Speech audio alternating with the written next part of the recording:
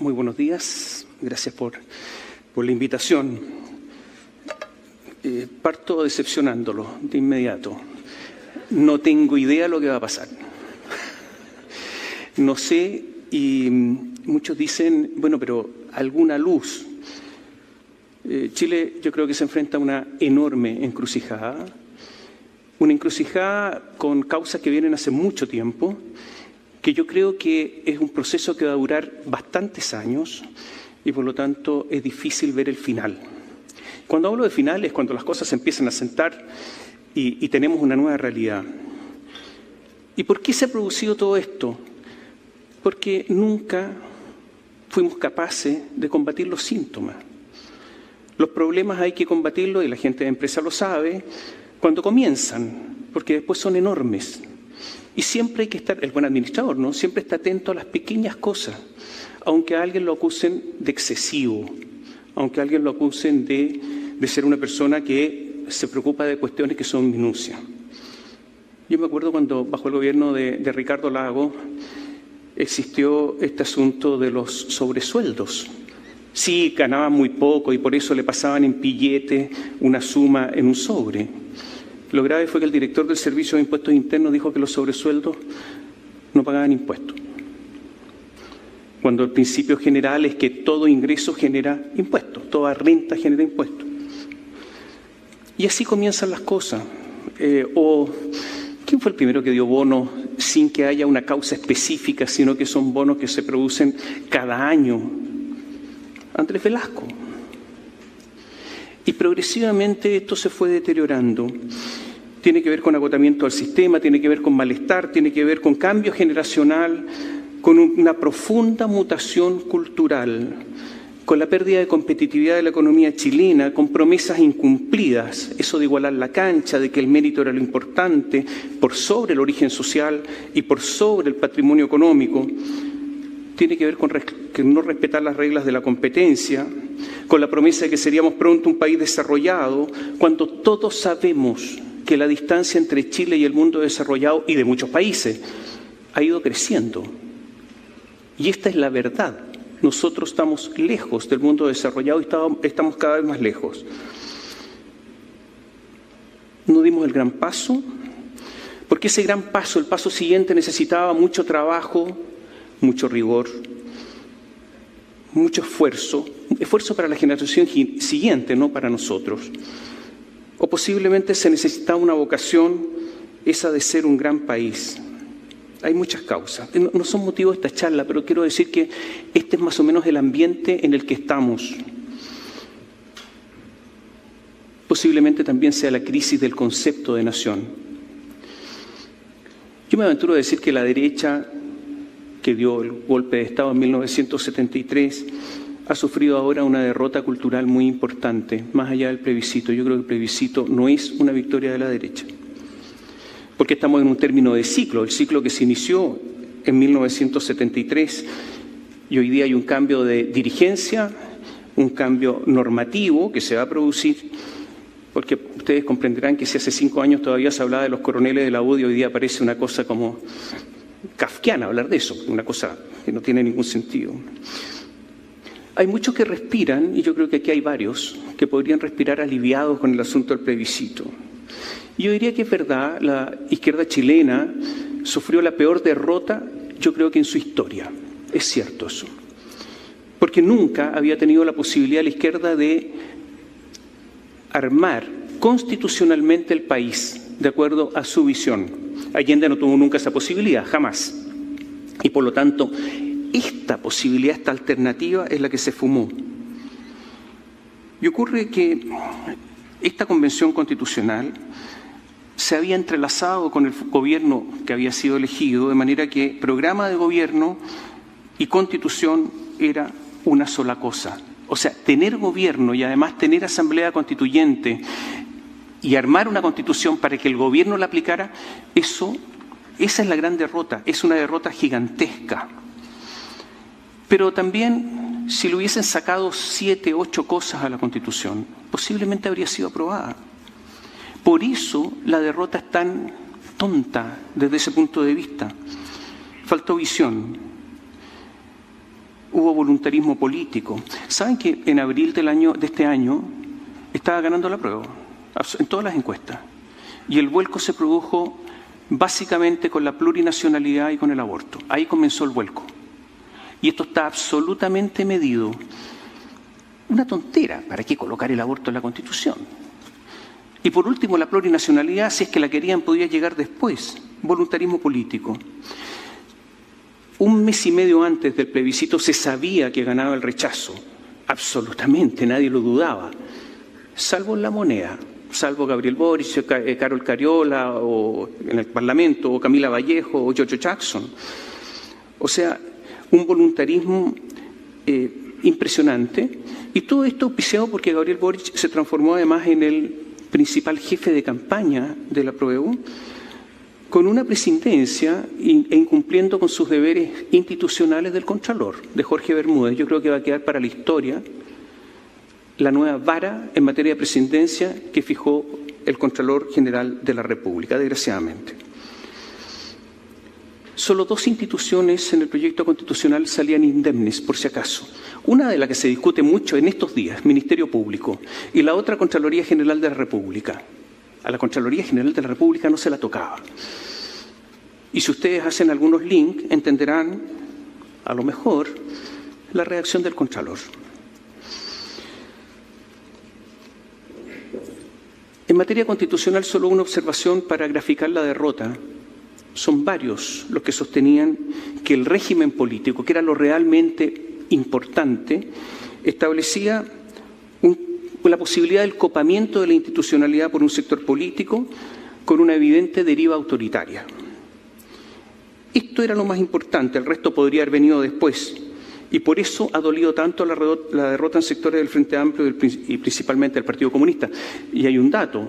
Ahora incluso se pretende con esta Constitución aplicar el programa de gobierno, por lo tanto, la conclusión es lo verdaderamente importante era el régimen político. Bueno, estamos con un gobierno que se quedó sin discurso, un gobierno que empezó a esperar como Penélope el plebiscito, perdieron los 6 meses primero, que son los más importantes de un gobierno. Ahí se establecen las fases, ahí tiene mucho poder, ahí se presentan los proyectos de ley. Todos sabemos que los primeros 6 meses son clave. Se perdieron absolutamente. O sea, la promesa de la refundación, de rebarajar además el poder en Chile, se perdió. Y esta revolución en forma, yo creo que está en pausa. Naturalmente que no son 6 meses porque después son los otros 2 donde hay lamento después de la derrota y por lo tanto hay que reconstituirse. Se han perdido miserablemente 6 meses. El gobierno reaccionó con el cambio de gabinete y yo creo que es un cambio de gabinete absolutamente superficial en relación a la magnitud de la derrota. La derrota fue tan grande que el gobierno debió haber hecho un cambio mucho más profundo y haber ampliado muchísimo más su base electoral. De hecho, debiera haber incorporado a la democracia cristiana antes de que siguiera con su implosión. Hace unos días, el presidente dijo lo siguiente. El proceso constituyente, esto está actual, el proceso constituyente tuvo un traspié democrático importante, un traspié democráticamente ejecutado importante, que fue el plebiscito de hace pocos meses en donde se rechazó la propuesta de la que la Convención Constitucional hizo al país. ¿Lo entendieron? Perdón, lo voy a leer de nuevo porque a lo mejor leí muy rápido. El proceso constituyente tuvo un traspié democrático importante, un traspié democráticamente ejecutado importante, que fue el plebiscito de hace pocos meses en donde se rechazó la propuesta que la Convención Constitucional hizo al país. Traspié democrático no fue, obviamente, pero esto demuestra la confusión que todavía hay en el oficialismo para sopesar, para analizar y para sacar consecuencias de la derrota. Es que hay muchas contradicciones en el gobierno, obviamente que sí. ¿Es que el presidente cambia de opinión a cada rato? Sí. ¿Por qué? Porque se quedaron sin discurso. Ahora hay terrorismo en la Araucanía. Ahora sí hay que recurrir al estado de emergencia. Ahora sí se pueden presentar querellas por ley de seguridad del Estado, o requerimientos, como se dice. Pese a que el primer día de gobierno se retiraron 139 porque no se iban a aplicar nunca. Ahora no hay que permitir los retiros desde la AFP. Ahora sí hay que preocuparse de la inmigración y pararla. Ahora sí se reconocen que los excesos de liquidez produjeron inflación. Ahora sí las declaraciones de Héctor Yaitul son delitos y no simple ejercicio de la libertad de expresión. Ya no se habla de la refundación de Carabineros ni de terminar con su disciplina militarizada. ¿Se acuerdan ustedes que la Cámara de Diputados, bueno, ahí estaban Boris, Jackson, Vallejo, Crispi, la élite que hoy gobierna, aplaudieron a rabiar cuando acudió a la primera línea a la Cámara de Diputados? ¿Ha pasado tanto tiempo? No ha pasado tanto, ¿no? Las cosas han cambiado, pero han cambiado en medio de una confusión. Eso es lo que ocurre. ¿Y es sincero el cambio del gobierno? Entonces, una pregunta obvia. Yo no lo sé. Ahora, hablar de gobierno es mucho, porque son muchas personas. No quiero atribuir intenciones, pero puede haber simple cálculo político, a la espera de mejores vientos, o simplemente que se han dado cuenta que estaban equivocados. Pero hasta el momento una declaración sincera de errores para decir cambié por tales y tales razones, con fundamento que a todos nos ha pasado en la vida, que hemos cambiado de opinión, no se ha producido.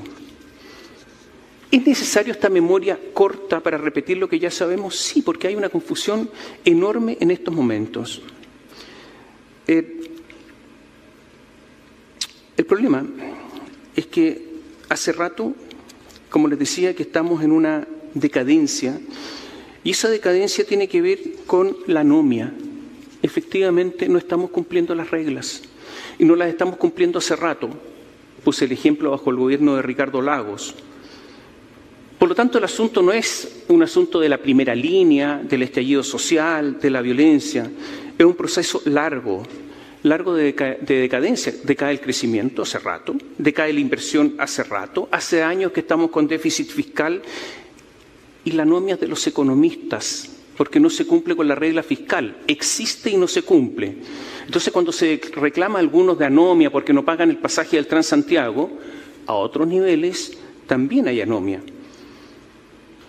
Esto no es solamente patrimonio de los estudiantes en las salas de clase que no le hacen caso al profesor, o como les decía, las personas que no pagan el Transantiago, ahora se llama red, somos primeros en el mundo en evasión.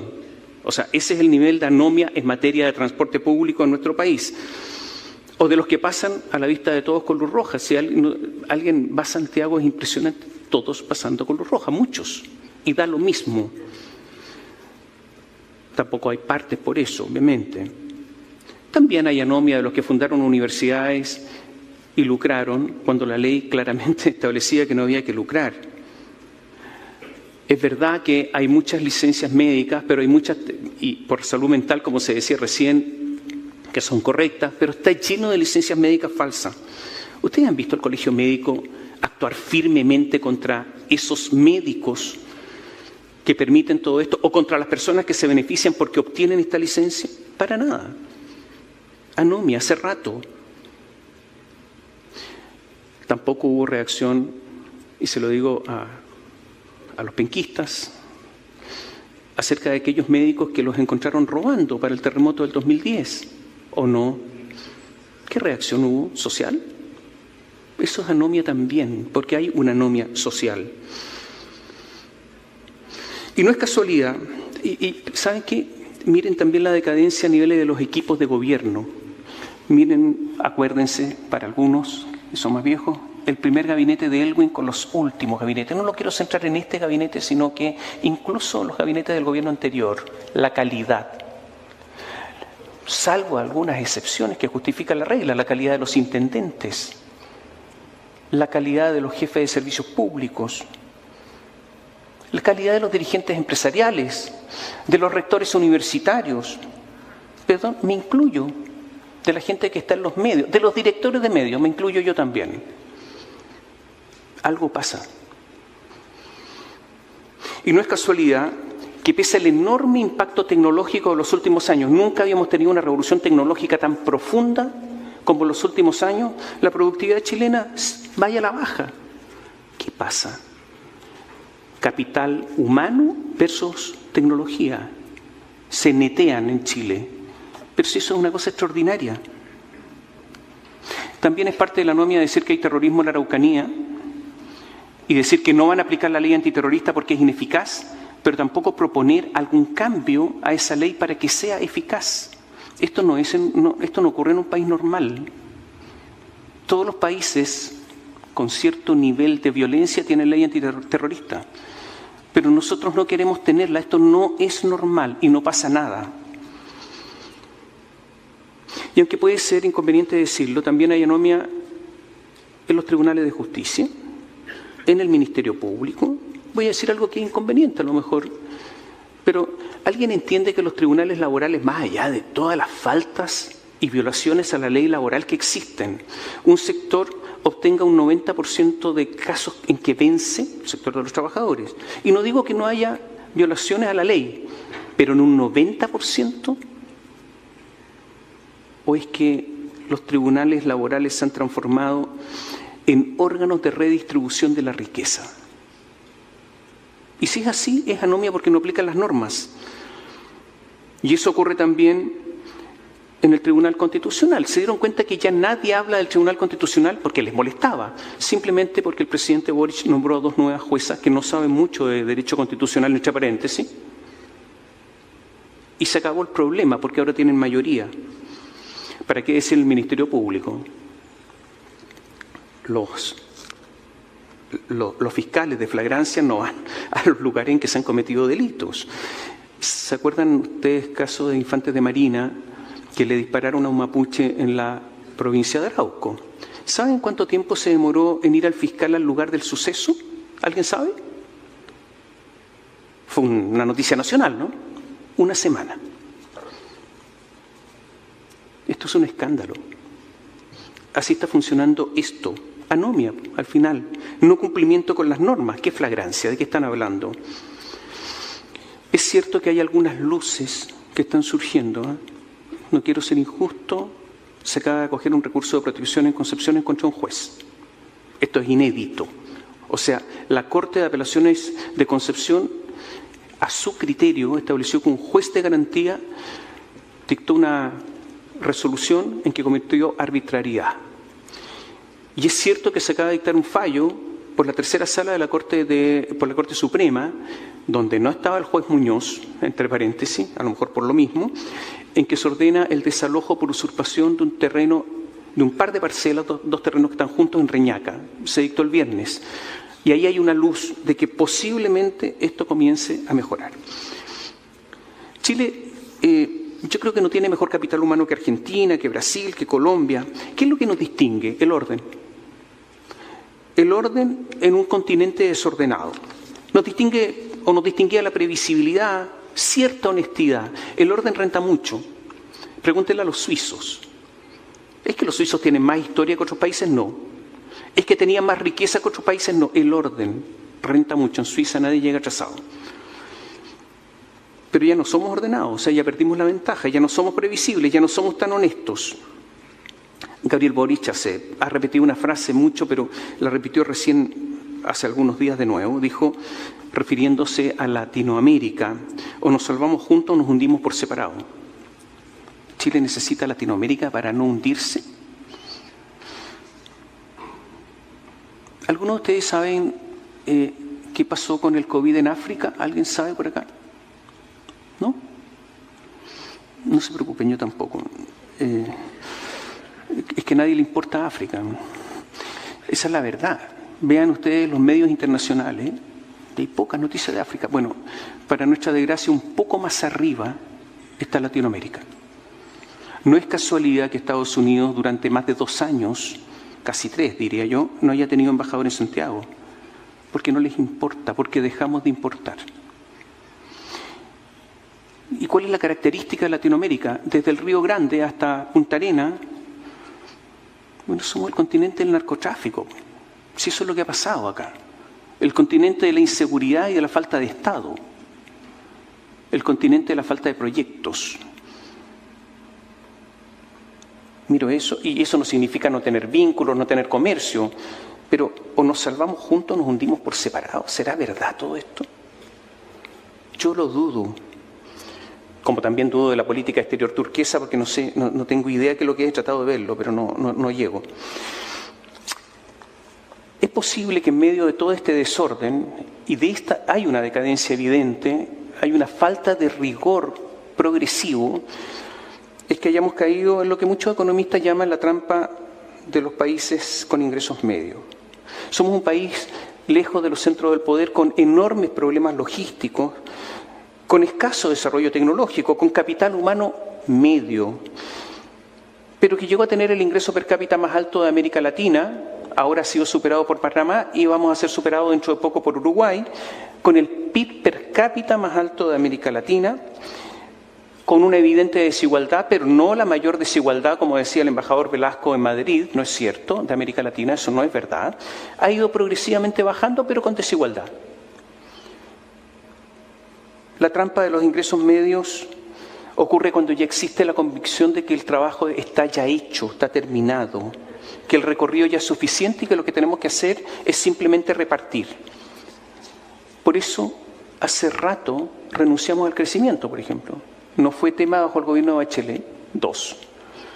Chile creció muy poco bajo ese gobierno y no ha sido tema bajo este gobierno. Mario Marcel no lo tiene dentro de sus prioridades, desgraciadamente. No era problema del programa de gobierno también. O sea, la promesa nunca existió, hay que reconocerlo.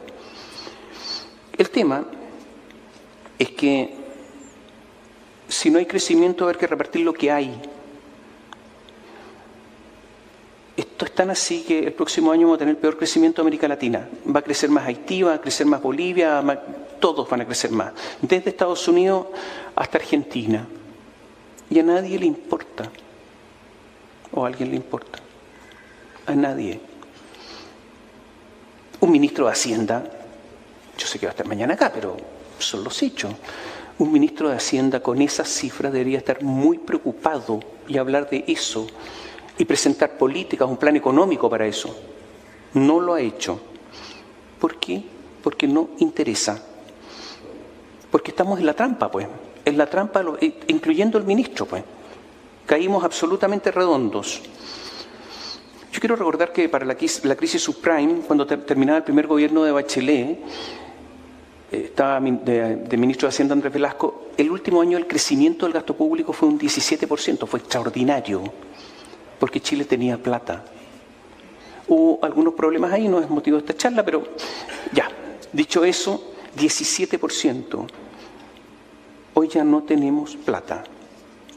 Se nos terminó, nos estamos endeudando progresivamente. Codelco está en un problema gravísimo en estos momentos. Entonces, ¿el futuro será quedarnos donde estamos o no? Yo creo que la jornada de 40 horas, yo sé que cae mal esto, pero yo dudo que los países crezcan trabajando menos, dudo. Y yo creo que es falso que vaya a aumentar la productividad, porque la productividad tiene que ver con otras cosas. A lo mejor son otras las ventajas, pero no mayor productividad, eso no es verdad. Los países para crecer han trabajado mucho, mucho en las etapas en que estamos nosotros. Y es verdad que naciones, después de crecer mucho, optaron por la socialdemocracia. Y la socialdemocracia, que es lo que se pretende en el nuevo texto constitucional, ¿no? Es verdad que crea un tejido social importante, es cierto. Tiene la desventaja que se crece menos. Tiene la desventaja que en los países socialdemócratas muchos jóvenes se van. Tiene la desventaja que emprender es mucho más difícil. Y tiene la desventaja que los grandes siguen siendo grandes porque no son desafiados. Hay que mirar bien hacia dónde vamos. No estoy diciendo que no haya que eliminar la socialdemocracia. Lo que estoy diciendo es que hay que tener en conciencia de las ventajas y desventajas de las opciones que tomamos. En beneficio del tiempo, a lo mejor después podrán hacer preguntas. Yo quiero decir que el deterioro, que las personas se acostumbran al deterioro. Los argentinos se han acostumbrado al deterioro. Hace muchos años, cuando Concepción era pobrísimo. Chile era pobrísimo, pero Concepción, donde llovía en invierno una enormidad, donde todos nos poníamos botas durante meses para ir al colegio, porque llovía todos los días. Había niños a pie pelado en las calles, niños como yo, estaba lleno. Y pasaban golpeando la puerta, pero a cada rato, gente pidiendo. ¿Y qué pedían? Andaban con un tarrito y pedían agua caliente, si no pedían nada más. Si alguien tenía neumático para hacerse hojotas, eso era Concepción, con carretas y carretones en el centro de la ciudad. Estaba lleno de mendigos, Y si alguien iba, alguna vez fuimos a Buenos Aires parecía Nueva York, y mi padre nos decía, encuentran un mendigo. Y nosotros, niños, mirando a ver si había mendigo o no había. Los países se destruyen, los países se deterioran, y ese deterioro nos vamos acostumbrando, porque no podemos vivir en la amargura, entonces nos vamos acostumbrando a esto. Nos estamos deteriorando, y los extranjeros que vienen y no venían hace tiempo, los chilenos que viven fuera y no venían hace tiempo, se dan cuenta cómo está el centro de las ciudades, absolutamente deteriorado. Se dan cuenta de lo que pasa en el centro de Santiago, donde la plaza de armas no puede ser desalojada, porque le ganan a la policía.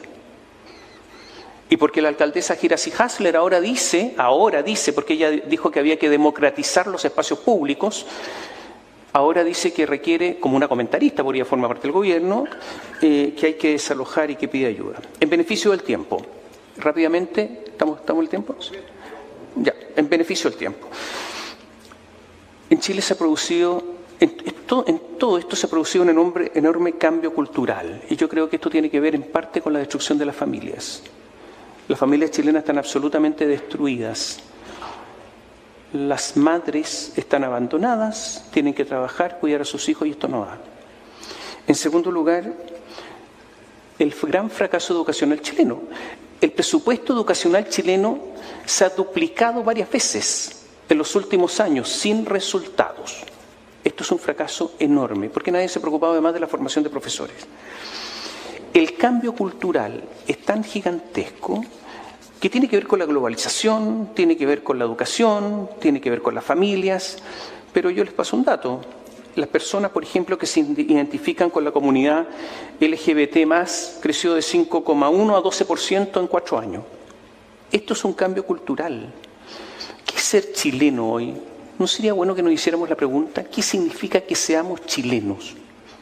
¿Cuál es la característica de un chileno? Hay algo que no puedo dejar de mencionar. Redes sociales.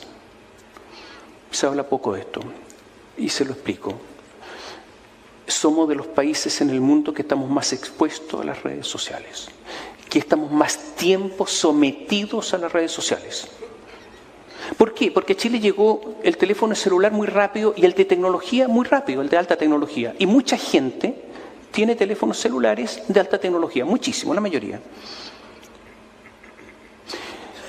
¿Saben lo que son las cookies, no es cierto? ¿Saben para qué sirven? Miren. Bueno, lo primero que ustedes van a ver a conserjes, a carabineros en su auto, chateando, todo el mundo. Si ustedes buscan en Mercado Libre zapatillas, después los van a bombardear con publicidad de zapatillas. Entonces se logró el objetivo que siempre tuvieron las personas dedicadas al marketing, apuntar directamente al cliente, al público objetivo. Por eso los medios, o le pedían a los medios que se segmentaran. Esto con la inteligencia artificial lo lograron. Entre millones de personas, a usted que buscó zapatillas lo identificaron y lo bombardean con publicidad de zapatillas. Pero esto pasa también en la política. Por eso, en parte, se ha producido una polarización política en Chile, porque a las personas les llegan mensajes que refuerzan sus propias convicciones. Y seguramente a ustedes les debe haber pasado, personas que eran razonables, que escuchaban, con las que se podían conversar, en el último tiempo se transformaron en una especie de talibanes de sus propias ideas. Y ya no escuchan a nadie, ni son capaces, evidentemente, de ser convencidos. Esto se hace a través de las cookies. Y si yo fuera un político, me preocuparía de prohibirlas. Porque a ustedes le preguntan, ¿acepta o no acepta? Pero está el lío, si es que no las acepta, que todo el mundo pincha ahí, la acepto. Le voy a dar unas cifras para que entiendan la dimensión de esto. Un dato, y son datos de nosotros porque no conozco otros datos, por eso le hago, para que ustedes dimensionen esto. Chile tiene una enorme cantidad de gente sometida a redes sociales. Enorme. Pero quiero comparar Instagram. Fíjense lo que pasa con Instagram. Hay personas que dicen, yo me informo por BioBio. Falso, digo yo. ¿Cómo? Pero si yo me estoy informando por BioBio. ¿Saben lo que hace Instagram? Edita BioBio. Y le manda a cada uno las noticias de BioBio que refuerzan sus creencias. No es el único que lo hace. A este nivel. Entonces le doy algunas cifras. Nosotros tenemos en Instagram algo así como 1.625.000 seguidores. 1.625.000. ¿Cuánto tiene el diario El País? 1,4 millones, no 1,6, 1,4. ¿Cuánto tiene República en Italia? 1,6. ¿Cuánto tiene el Corriere della Sera Italia? 1,4. ¿Cuánto tiene Le Monde? 1,6. ¿Cuánto tiene el New York Times, que es el diario global por excelencia? 16,3 millones. O sea, nosotros estamos 1 a 10, deberíamos estar 1 a 500. ¿Porque somos muy buenos? No, hacemos nuestro trabajo, pero no somos tan buenos, no es verdad. Es el enorme impacto que tienen las redes sociales en Chile. Y esto tiene una influencia política en la sociedad gigantesca. ¿Hay algún político preocupado de esto? Ninguno. Quiero terminar, porque tengo un montón de cosas que podría decirles más, pero quiero terminar diciendo lo siguiente. ¿Se dan cuenta que no he hablado para nada de la Convención Constitucional? Solamente un minuto para decirles que me da lata hablar de un juego de máscaras. Eso está bueno para Venecia, pero lo estamos sufriendo nosotros. Porque nadie quiere, hay un discurso público y un discurso privado. Nadie quiere de los partidos políticos porque temen que si se elige una convención constitucional va a ganar los partidos republicanos, el partido de la gente y van a quedar fuera o van a tener que negociar con ellos. Que ellos van a tener el poder en esa convención. Y recientemente, Diego Ibáñez, que es el presidente del partido del presidente, Convergencia Social, dijo, están tan apurados todos, chuteemos esto para el mes de octubre del próximo año. ¿Octubre del próximo año? ¿Por qué? El país va a seguir en esta inestabilidad. ¿Por qué? Hay una razón. En el gobierno hay una tendencia muy importante de tensionar la política frente al problema económico. Y esta tensión política se da con los 50 años del golpe militar. 11 de septiembre, octubre, plebiscito. Hay toda una disputa en estos momentos a ver qué se hace con eso. Pero hay gente encargada, hay muchos recursos. Tendría toda una campaña previa y un acto que sería apoteósico con presidentes, artistas, gente de la cultura, etcétera, para recordar, conmemorar el 11 de septiembre del 73 y tensionar la política y arrinconar a la derecha desde el punto de vista moral nuevamente. Esta discusión está planteada en estos momentos. Y eso de chutear para octubre tiene este sentido. Y se los cuento, porque la política hay que leerla de esta manera y no de otra. Quiero terminar, porque sé que me estoy alargando demasiado, con una pregunta, porque podría ser objeto de otra conversación. ¿Hay una revolución en curso en Chile o es un espejismo? ¿Se produjo una revolución? ¿Está en curso y solamente que hay una pausa con el plebiscito? ¿Y esto va a seguir o no? Pero eso lo dejamos para otra oportunidad. Gracias.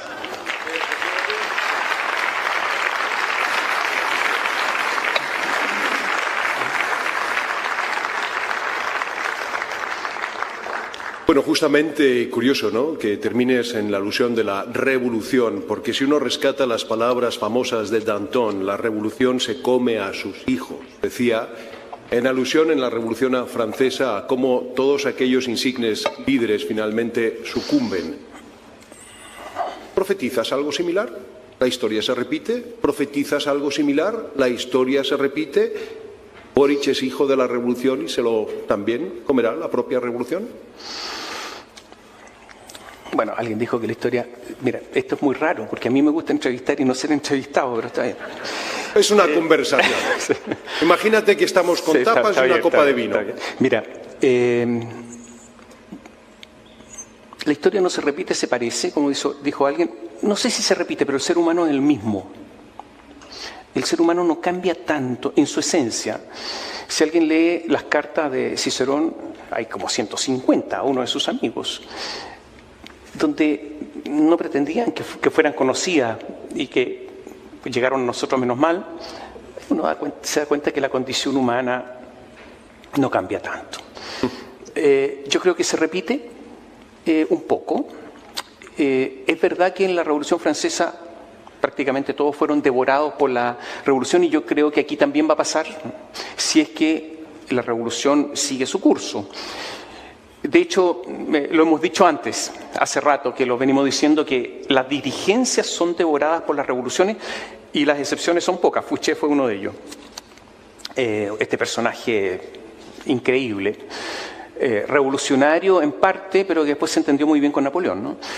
Entonces, yo tengo la sensación que hay un cambio cultural gigantesco en el país y que ese cambio tiene que manifestarse políticamente, que es imposible que no.